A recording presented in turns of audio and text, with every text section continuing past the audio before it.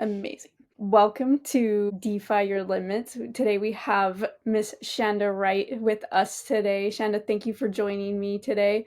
Where are you tuning in from today? Where are you located today? I'm in Victoria, British Columbia, and thank It's awesome. I never know where you're at. You're always somewhere different in the world. So I'm like, I always have to ask where you're at in the world. But because of decentralization and because of the different things and the different skill sets you've learned, I know you've been able to basically go completely location neutral. You've been able to pay off a lot of debt, over $1 million in debt, help thousands of people figure out the money game journey. And so I'm super grateful to not only know you, but also really just get to dive into like how that works, like how that happens, how you figured it out for yourself, as well as been able to help so many individuals and be able to figure that out.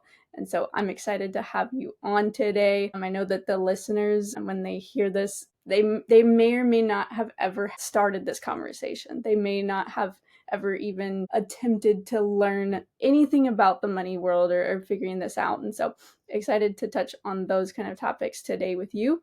And guys, if you're listening to this, I just can't wait for you to hear the heart behind why this stuff is important, because I think there's something magical about the way Shanda explains why this stuff matters, because it's not just about the money, it's about the reasons and the things that we can do with that stuff. And so Shanda, if you would like to just give a little where you were a couple years ago and where you are now when it comes to just all of the things you've been able to do within this space. thank you again for having me here, Grace. And I say the same thing about you, only, our paths are a little different. Only our interests and the things that we found to be true along the journey are the same. So it's been really cool to watch you grow in this space as well. And not just in terms of the technical side, but also in terms of the general concepts that we can apply into our life. So thank you for having me. I'm glad to be here. So yeah, basically I found myself in the opposite of a decentralized life. Was 2016, maybe 15, where I was really frustrated with how much my life had looked like, began to look like Groundhog Day. I was doing the same thing over and over again. The only thing that created any growth in my life was the accumulation of stuff, not the accumulation of character or strength or depth or wisdom. It was really just stuff, right? And a lot of go to school, get a job, get a house, get a car, that is the stuff journey. And so I found that I built myself a prison. And I find that a lot, like, having these golden handcuffs, having a good job, and having these investments that just kind of tick away at interest rates that don't beat inflation. Honestly, it was really frustrating and it was really exhausting because the amount of time it takes, it wasn't just 40 hours a week. It was like 80 or 100 to try to get ahead. And so by the time I got through to 2016, 2017, I was ready to make a change. So all that happened was that I was looking for answers and I didn't know where to look. I didn't know what to do. And quite frankly, there wasn't as much of it on the internet, right? That's pre TikTok days. So what happened for me is that I just started interviewing people, small business owners, big business owners, people who made money online, more like a travel agent type style, and really just getting curious about the different types of income. And then in that process, I actually found network marketing, and network marketing to me felt like one of the first kind of decentralized systems for money because it's peer to peer. Right? It's the first peer to peer network that created wealth for people. So when I looked at that, quite frankly, I wasn't that open to it. I thought it wasn't a real business, but then I met some people who treated it like a real business and made real money, and that got my mind open. So I started in that space in 2016, and then through that journey, I met people who were in, right? Because when you make a lot of money, you have to figure out how to grow a lot of money. And people get more and more curious about how to be involved in that themselves when they have bigger lump sums, but also when they are when they're more time free, right? If you're working part time, why wouldn't you look into what you're investing in, especially if you have a bunch of money to put there? So I got introduced to a lot of people who helped me understand more, who helped me create more. And I made a lot of mistakes. I made a lot of mistakes because I was looking for opportunities instead of information. And when you're always looking for the next best move or the best project, it was, sometimes you're right and sometimes you're not, but it's not scalable. Right? You can't redo that. So, and there's some things that are just a moving ship and you just don't ever get to redo it. And if you don't jump on the bandwagon, then you miss out on it. And there's some projects that are like that. There are some situations that are like that. There's some businesses that are like that. And so I've learned a lot now through those mistakes. And then in 2019, I decided to start getting serious about understanding my money, how to grow it, what to do. That's when I started full time in investing in real estate. That's when I started looking at trading and investing in the stock market, forex market, the crypto markets. 2020 was a very interesting year for the markets and got to see a lot. And that process showed me how impactful politics and global banks and currency really, and even elections, just in general, like all of the politics and the big business, how much it impacts our money and how much it impacts our net worth. And I was like, it also impacts their net worth. So the main players on that stage, their net worth is impacted by these things as well, even though they're the ones writing the press releases. So, because I always wondered, I was like, how do these people go into office or get Right. into business at this level, make this much money, and then come out here? Like, it just didn't make sense. But then when I started, like, because I just assumed there was data I didn't have and that I Right. didn't understand. I really didn't think much of it before. But then when I watched the market, I watched the news and I watched how those things connected in the price action. It shifted a lot for me in realizing that there's a lot more at play here than just big economic factors. There's, if you know, you know. So that really shifted me hard into the decentralized world because not as much about the price action, because as we've seen now, like having governments and banks in the crypto scene, there's a lot of decentralized assets that are moving with smart money concepts or are being affected by the same things now. Less of that was happening 5 years Yeah. ago. And so, yeah, for real, right? So what happened for me was at first I felt like it couldn't be manipulated. And then I realized, wait a second, it's not that it can't be manipulated. There's just, they have a ton of money. That's why they can move markets. It's not, they have a ton of influence on the economy. That's why their press releases make such a big difference. But on the back end, it just made me also realize if they have that much control over those things, Hmm. what else can they say yes or no to? And being a Canadian during the global pandemic, we had a situation where there was a protest that went across the nation, Right. and a lot of people donated to that protest. And the people who did donate to that protest had their bank accounts seized and had their money taken. And I've seen it happen when someone's got, they've got an accountant who passed away or had cancer that did their books wrong for the last year of their life, and now their business is in trouble with the tax agency, and now that tax agency Yeah. shuts down their bank account and they can't pay their payroll, right? Like there's stuff like that that happens every day. And those are two very extreme examples, but two that I happen to know of personally.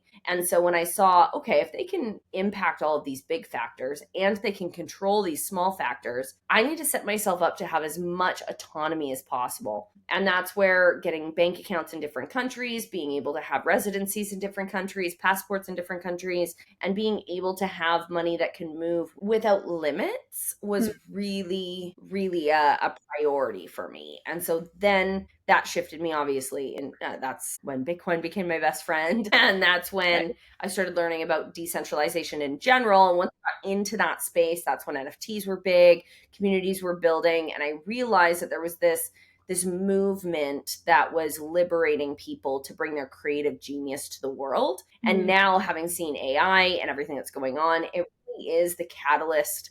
This Web3 space is the catalyst that allows people to share their genius and collaborate with other creators. And then there's the sense of control that we have more of, at least. Obviously there's other limits, right? Right. My dog ate my passport and got in a lot of trouble with the government for that one. They were like, you're not allowed to have your passport get eaten by a dog.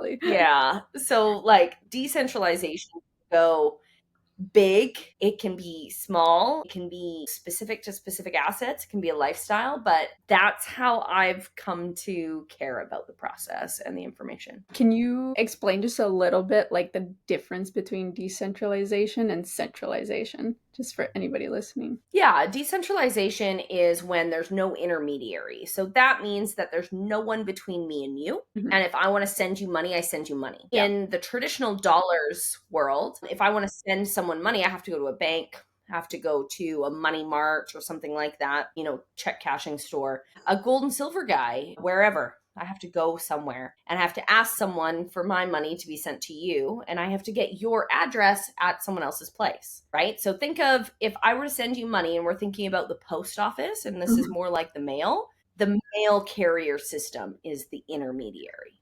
Whereas if I'm handing you a card and I'm standing in front of you, that means there's no intermediary. There's no one in Proof between peer to us. peer. Right? So decentralization is when there's no central authority or central connecting point that is that intermediary for us. Whereas and centralization has someone there, which some people feel more comfortable with because then if they do it wrong, they have a phone number to call. They have someone who has their back. And that's why educating people in this space is so important to me, because it's not a lack of possibility and it's not a lack of opportunity. It's a lack of feeling safe that keeps people Mhm. from going into this space. And I've never seen anyone build wealth going after feeling safe. Interesting. That's not the approach or the focus, right? So if all you need is education and support to be able to feel good doing the things that are going to be good for you, then let's create that space. That's amazing. When it comes to the freedom side, because you were actually one of the biggest introductory into my journey as well with education. I had zero concept of even money in real, like in centralized currency, fiat currency, but then being able to go through some education and really understand the crypto side, there's this sense of abundance and freedom within that space that I've never felt in fiat currency. Is there a good way to that you've explained that or felt that as well? Yeah, I think it's because it's not finite. It is in its sense like Bitcoin supply, for example, but it hasn't, like, the biggest wins in crypto haven't even been created yet, right? The biggest whales in crypto haven't even been created yet. There's something about being early, right? It's like 1994 and we're talking about computers and e-commerce and, individual use items, right? Like there's transitions and we're there, but everyone who's in this space in any kind of way knows that there's so much upside that we don't even need to. Yeah, the percentage of people versus the amount of money versus the amount of upside in this space is just, we need more creative genius, we need more collaboration, we need more people creating more than we need anything else. That's really cool. It's definitely been coined the digital gold rush. And so the creators that create the different pieces, maybe not find the gold, but create the hammer or create the pickaxe. Like that's the analogies that I've heard in the real gold rush compared to the digital gold rush. Those kind of individuals who are creating companies outside of Bitcoin itself. Those are the individuals that are creating really like what do we call them? They're solving problems, and I think that's one of the coolest things that I've experienced in this space is every single person is collaborating together to solve problems.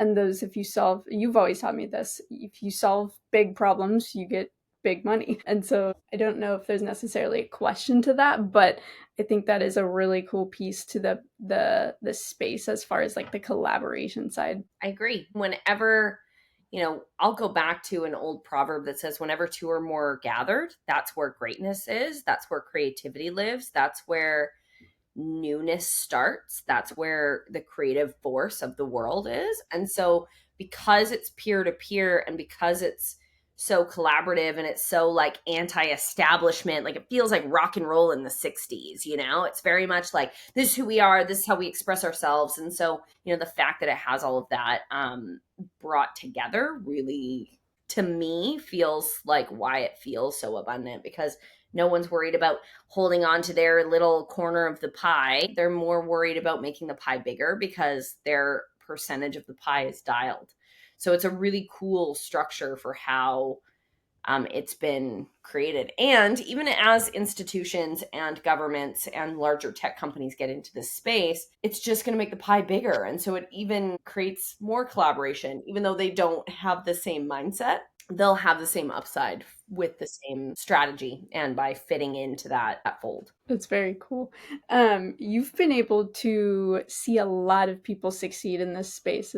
What's probably one of the barriers to entry when it comes to this space? I know most people that I find are skeptical, scared, or they just don't know where to start, and so they never do. What's your solution for that, for starting? Yeah, for me, I would say, yeah, for me, I would just say the fact that people don't like to suck at stuff. Hmm. If people were just okay with the fact that it was going to be weird and it was going to be hard and it's going to be a little awkward for their first year, like anytime you want to learn anything new, I don't care if it's salsa dancing. I don't care if it's braiding your hair like a Viking. I don't care if it's whatever, burpees. It's going to take you some repetition. And like anyone who went to a CrossFit gym for the first time knows how stupid you feel, even if you've been to the gym 1,000 times. Anytime that even brand new moms, okay, literally we are designed to create life. Brand new mom holds a baby and is like, I don't think I can do this. I don't know if it's possible. I'm gonna mess it up. I'm not ready. And it's like, if we can just, as a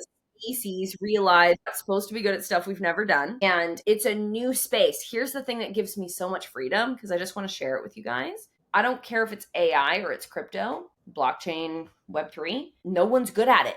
Here's the pro tip. No one's been doing it for 20 years. This is new. True. So the sooner you get on top of it and the sooner you decide to start studying, the sooner you're not getting left behind. And it's going to change and adapt, and there's going to be stuff that's irrelevant. But if you can get on the track of understanding, then it no longer becomes something that is distant for you.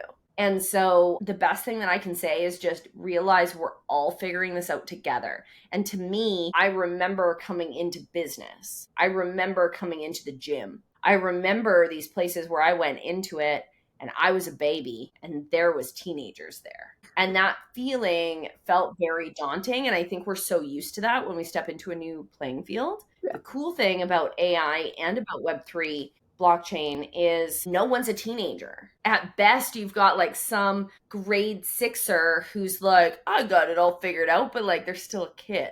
And so more people are interested in finding someone just to be a nerd with than they are in someone who can talk down to you or make you feel stupid. So it's actually a much safer place to be curious and a much safer place to stretch yourself. But if you're not building on past skill sets, especially, like I have some friends who are really good at coding and they love getting into AI because they're like, ooh, I can, like, they're building on past experience. Just like with me, because I had done business to business, like marketing consulting for so many years, I understood some of the frameworks of business. And then when I went into trading, I started to learn how to read the financials of a public business. And it was basically a bigger framework for the metrics of the smaller businesses. And then when I got into crypto, I was like, so tokenomics is the same as the financial statements of a stock company, which is the same as the KPIs and the SOPs for small business. It's really just the metrics we use to measure the financial health or the potential upside of an opportunity. And so that's how I drew on it. But some people are going to be like, I'm a dental hygienist who has never even like read a Forbes magazine. And Right. that's okay.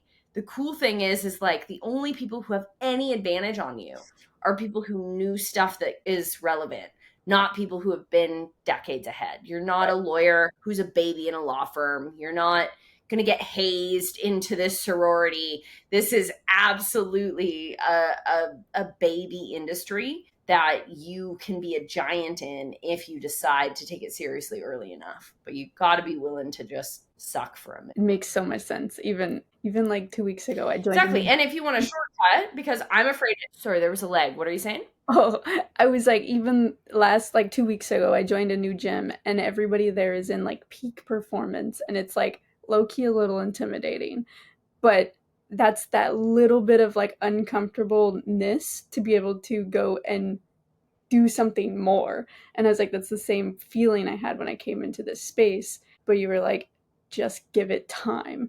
And you'll pick up the lingo and you'll pick up the words, and being okay with the, ugh, this is a little uncomfortable long enough to be able to know the words. It's a really cool feeling once you know the words. We were totally there. I remember that class. We were like, I knew everything they said. You remember that? That was so fun. Yeah. I remember that day like it was yesterday because it was like a big accomplishment to be able to sit in a class. But the other thing that I was afraid of is I was actually afraid of failing. I was afraid of, and it was less about looking silly by the time I got to crypto. It was more about I didn't have time or money to waste. I didn't have any room for a financial or an emotional disappointment. I was so frustrated with what was going on in my life and in the world. I was scared of being too dumb to figure it out, which no one is. We're all figuring it out. I didn't like feeling stupid, but then I also got to this place of like, I can't have a loss. Like I can't actually take a dip on this. And that's when I started studying it because I was like, ooh, crypto sounds interesting. I'll put some money on that. Then I lost that money. So then once I got through that loss, I was like, okay, how do I learn from that? Because a loss is only a lesson if you learn from it. So then I decided to shift my situation into now I need to understand. So now I have to feel stupid. Now I have to go through all of that. But learning to me is you find people who have what you want, and I'll give you this extra piece, and are who you want to be. That's great. Because there's a lot of people who have what I want that I would never trade places with. Just because I'm not even going to use extreme examples. I'm just going to say there's people who have stuff that I want that are not people I want to be. And then there's people that I want to be like that have the things that I want. And figuring out how to learn from the people who have what I want, but also are the kind of people that are the kind of things that I value. That's the magic. Yeah. That's the magic. So if you want to save money on mistakes and you want to save time on the process, you have to pay for it. If you want to pay for it, you have to get good at firing people. So if you join a program or a team or a community and I'm not saying like I didn't do my part. I'm saying like you showed up, you did your part, and they're not doing theirs, then you have to cut and run as early as possible. The other thing is like character check. Like for me, I've gotten to the place in life where if you give me the heebie-jeebies, if you make me feel defensive or angry or like yucky on the inside, I will absolutely fire you. I don't care how much money you're worth to me or how related we are or how anything. Like I'm just not interested in that feeling. But not everyone has that respect of their intuition, or not everyone has such a strong intuition either. But learning to hire slow, fire fast, and finding a community where those people can plug you into the tools, the resources, and the information that can help you move the needle. That's really the key, because it took me, I think, I went to 3 different trading events before I found the trading group that I wanted to learn from. And I had already spent about $5,000 in finding mentors and going to classes, but I had lost over 10 grand on bad decisions before that. So it's like, if there's anything I can suggest is try to keep your expense for education low. Like some of the programs I looked at were 25 or 50 grand a year with a minimum $100,000 investable capital. To me, unless you really, really, really trust that system and you didn't just get promoted to and then sold to, I think that's a bit much for your first day. Yeah. I think that's a bit much for day one. I think, and that's why I started with something that was a few $100s, but I had gone to a couple of conferences first because I wanted some kind of takeaway material, not just to sign up for a course. So yeah, make sure you're checking with your values. If you want to shortcut the process or shortcut the expense associated with it, hire someone to teach you. Try to find a program that's under $2,000 a month if you can. I know that Grace has one that she uses. I think it's still under that. When it comes to training, condensing of content is going to be important, as well as the repetition. So, if you want to get into this space and you don't want it to be like really, really hard, you have to do full immersion. So the more that you can go to events, the more that you can like lock yourself in a room for a weekend and really get through some content, the more that you can stay consistent day to day. Because I first started and it was just 1 hour a day, but I did it every day. And so It took a while before it compounded, but I got there. And realistically, you just have to be willing to spend the time and the money to save the time and the money, and then ultimately to make the time and the money.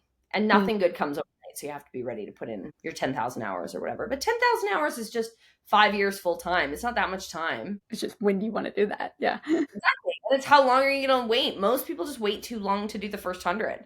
If people put in the first 100 hours in their first 100 days, it would be way easier. But most of us procrastinate, and and like, you kind of have to sign up, and then it's like a gym membership. You have to, It's like, go to the gym. a minute before you start using it more. So yeah, but that's the best recommendation that I can give in terms of headspace for starting to learn the skill, and the negative things that people have to get over to get there. Yeah, I think the starting out, it's like this slow progressive, like, oh, in this piece, oh, in this piece, but the compound effect on that later, when you can just look at a chart, understand the fundamentals, and then make your decisions and move on with your day. That piece, I'm like, that's cool. That also took some time to learn. Watching people, like individuals that we've been around, I was like, they know something I don't know. Like, they also have this mindset that is so calm and peaceful, that was actually the thing that really inspired me when I started getting around individuals in the investing world, was their ability to just be even keeled, even when the markets are down, the markets are up, this is happening, this is happening. And speak a little bit as far as like the mindset of being able to have this happening in this side of the world in your brain, and then still being able to do your day-to-day life. Like, trading shouldn't take over your entire life, but it is that skill of learning how to navigate both of those things. Yeah, it just depends how early you are on your process. No one who's an expert at anything gets emotional about the ups and downs. You just have to realize that. There's a reason that trauma surgeons that have 20 years experience don't need a supervisor. It's because they don't get weird just because someone's dying in front of them, because that's what they're there to do. So when you realize expertise comes with this predictability and this kind of boredom, then you realize that all of the emotions you're feeling are just because you're not good at it yet.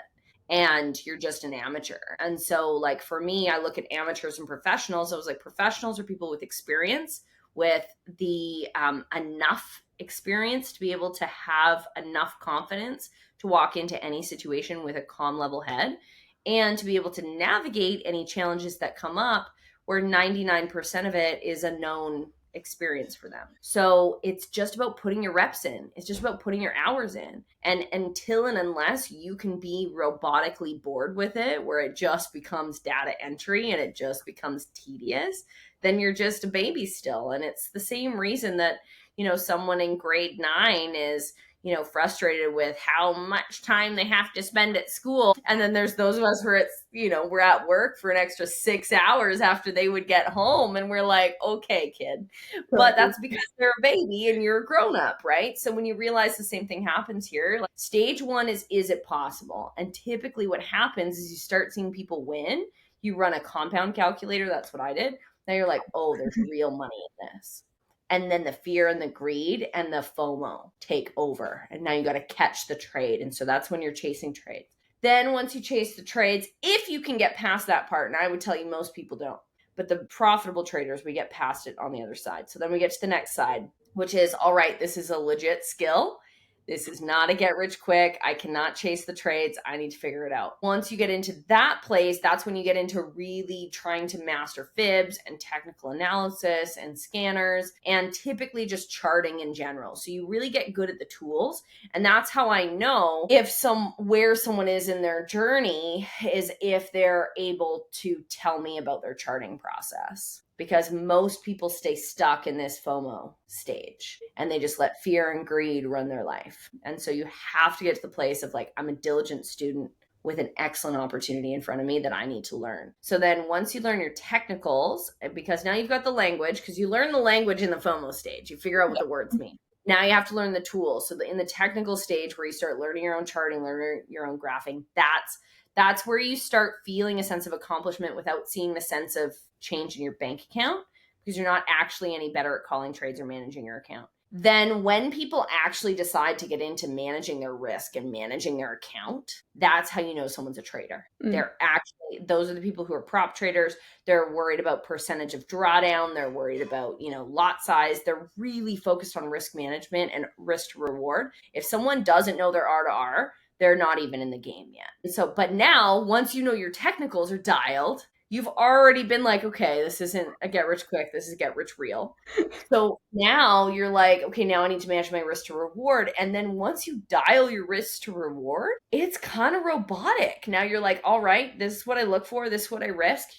Here's my stop loss, here's my take profit, 1, 2, 3, 4, 5, whatever you do. And it just becomes more technical. Once you get to that place, then you do back testing and you spend more time on the charts than the chart even creates data for you. So you have to go back and you spend time and you build spreadsheets because now it's data and you're like, ooh, now I'm getting to know my pair. Now I'm getting to know my trading process. Then you get to the end of that.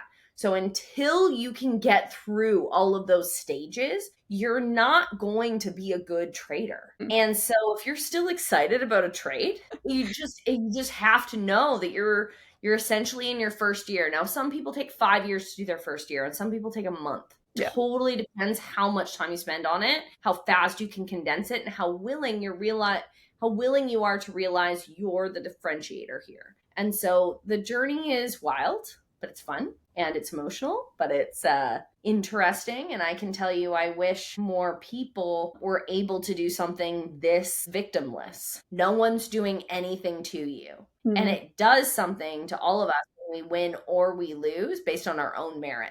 And so when you can be in a situation where you're like, wait a second, this isn't about me winning or losing. This is about me showing up and doing my best work. And there's no one who's doing this to me. It shifts us into a place of radical responsibility and kind of putting you in the driver's seat in your life against your fear and your greed. And fear and greed, I'm convinced that after learning how to trade, I'm convinced they're the most powerful energies on the planet. We all just live greed and fear, greed and fear, greed and fear, greed and fear. Yeah, but I can. Like, there's probably some like egocentric, like I'm great in there too, but in that range. And I'm just like, okay. So if we can learn to navigate that internally, then we can have so much more externally. And it's a really valuable learning experience. But most people don't see it as a path or a journey. They see it as a thing to get, right? No. Not a thing to understand. Yeah. That's really cool. And you've always said it's not what you get, it's who you become. And I think this is the one place that forces you from a financial incentive to learn about you more. The amount of inside diving deep you have to learn about yourself as far as like the fear, the greed, all of that matters. Entrepreneurship does it too. Business and entrepreneurship does it too. But it has to be something where you're willing to say, if it's going to be, it's up to me. Mm-hmm. And if not now, then when? I don't know if that's backwards on your screen, but no, it's what good. It says. But that general, like, it's no one's fault. Because, like, I know employers who blame their employees, but when you realize it's not, it doesn't matter. Maybe it is their fault. Maybe it is the president's fault. Maybe it is, the bank's fault. But it's my responsibility to interpret that information and to do my best with it. And until you get there, then you can't. It's amazing. For somebody who's doing so many different things, whether they have a job, a family, all of this stuff, what is the way to fit it in to your life? Because it seems like this big thing, this big undertaking. How did you break it down into fit into the nooks and crannies? Because you were working 80 hours, you were doing all these different things, trying to manage all of that. I know you said it was like 1 hour a day. And how long would you say 1 hour a day for somebody to be able to pick up the pieces? I think it takes 10,000 hours to master anything. I really like that general rule. I also think that if you do it first, it becomes more important. So get up earlier. I don't know a lot of people who build their wealth and their mindset from 9 o'clock on. Most people from 9 o'clock evening fun, are escaping, are enjoying, are celebrating, are relaxing. They're not actually creating. And so if you get up earlier, like if you get up at 4 a.m., then now you can take playtime and replace it with create time. And, a lot of people will, what do they call it? Revenge bedtime, where they like take their own enjoyment. I would tell you that I don't think that scrolling on Instagram is probably going to change your life or make things better. That if you need to, then get up early and have a nap or go to bed early or do something. But the other thing is maybe need to have a conversation with the people around you and just figure that out. And if something needs to change it. Like if you need to get rid of someone in your life, get rid of them. If you need to add and maybe it's I go for a walk to my coffee shop, and at my coffee shop I have my backpack with my laptop in it, and at 5 a.m. I walk, I go, I sit, I log in, I do my work, and then I come back. I can tell you that if you want it, you will. If you Mhm. don't, you won't. I had a lady who was in a financial position where she couldn't have cable or um, internet at her own home, and she had to work crazy hours. And so from like 3 to 5 a.m., she would sit outside a Starbucks, connect to their Wi Fi while they were closed, and she would trade in her car. And she was able to build a skill set that set her up to not have to do that anymore. And so, what I know for sure is that if you want to, you will. And it's just a matter of figuring out how to get that leverage on yourself. How do you convince yourself that what you're doing now sucks more than what you're going to have to do to get what you want? And as soon as you figure out how to have that kind of leverage point on yourself, because most people that, the enemy of great is good. And the worst thing about success is a little bit. So if you can keep leverage on yourself so that you can continue to go, because most people in North America and in Europe are good, we're fine. But is fine really what you want?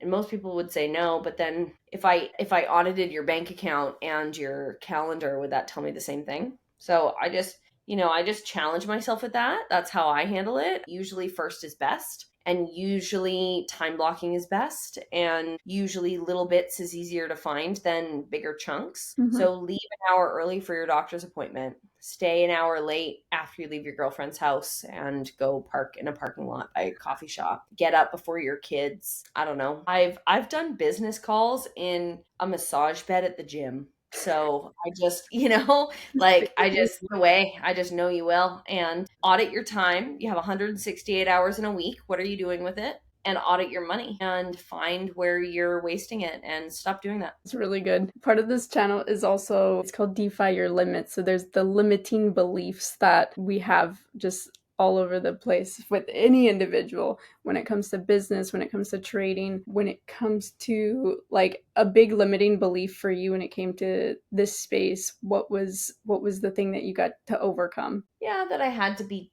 good with technology to do it. I'm not that good with tech. I know a couple of websites really well now, but before I wasn't. And the truth is that when you realize that everything's a skill and you can just learn it, it just might take you 10 times longer than someone else, but who cares if it makes you rich? Like, why not? Why not try it? I love Mhm. it.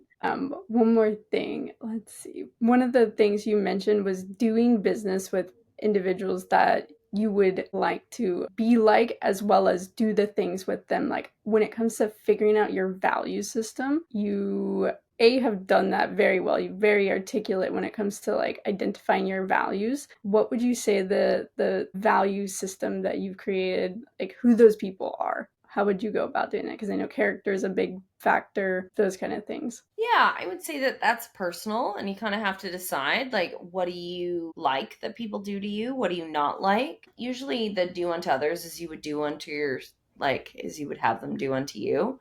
I really like that saying. So it's like think about the things that people do to you that you don't like. How can you not do that to other people? What does that fall under? So I like character traits. So it's like respect, honor, disrespect, dishonor, integrity, love, that kind of stuff. But some people, it's like happiness is a core value of theirs. It's just not for me. And some people it's like joy, right? Some people it's more fruit of the spirit stuff, and everyone's got their own criteria for what a good life looks like. But if someone, all that matters is that whatever values you say you believe in, You have to know that if you don't stand up for them, then they aren't really values, they're just ideas. So if you say you stand for love, but someone's out there bullying someone and you do nothing, do you really stand for love? Because if you stand for love, you have to stand against hate by definition. So if you think about it that way, integrity, if you stand for integrity, then, if someone is lackadaisical or unreliable, how can you partner with them? And just trust yourself. Is this a good person or a bad person? If someone said you're just like this person, would you consider that a compliment? Mm. If you became more like them, do you think that's a good thing? Like, it's really quite simple Yeah. to me. But, there's times where it's like, I really like these things, but I don't really like these things. And it's like, well, just watch how it rubs off on you. How do you feel at the end of the day? How do you feel after spending time with them? What does it bring out in you? Can you balance those things, and where are you using it as an excuse? So creating your own value systems, creating an external barometer for how they are represented, right? Like, if you stand to me, if you don't stand up to bullies, you don't believe in love, to me, right? But everyone's different, right? Some people are like, it's okay to be extremely racist and also say that love is the most important thing on the planet. Yeah. I've seen it a lot in especially religious communities, but it doesn't matter, it's everywhere. And it's like, well, then what does that look like? So just define it externally, live based on that. And then, Gary Vee says, fire them. They're not like, if you don't want to be more like the people in your life, fire those people. And I think it's just that simple. Also, there's some loneliness attached to that. And then there's also some like, okay, well, I like this and not that. And you just have to navigate that yourself and make sure you're proud of yourself. And if you end up becoming more like that person and you don't like it, then change your mind later. It's not a forever. There's no sentence. Simple. Simple said. It's also simple done. If you Kinda. do it. Yeah. Easy versus simple are different, right? Yeah, true. Well, I appreciate all of your time and all of your wisdom. It's been gratefully impactful on my life as well. Many of the people that I get to share this stuff with as well. And that started from a simple conversation with you back in 2020. So this is absolutely crazy. We get to do this stuff now. So super grateful for you and for all of the genuine want to see other people win feeling that I get from you when you see your individual, when you see your students, you see your clients win at whatever they choose to do, however they choose to do it. And so super grateful for you. Is there any last things you want to say before we wrap it up? Yeah, if you want to follow me on Instagram at shanda.coach. And that's SHANDA.coach. And then all I got to say is, Grace, you're amazing. And if you guys aren't following her and engaging highly with her content and absolutely on top of everything she's doing, then you're missing out, because she's going places and making things happen and connected to some really cool people, and she's doing some really cool stuff. So thank you for being here. Thank you for having me. And yeah, I think they should all be following us. Definitely go follow Shanda. Is there a website as well, or just your... That's the best. That's the best place, your Instagram. Perfect. Shanda.coach. Amazing. Thank you so much. And I hope you guys, as you're listening to, got something really insightful from all of the conversation we had today. And if you want to follow Shanda, it's shanda.coach. It's at shanda.coach. We will catch you on the next podcast. Bye, guys.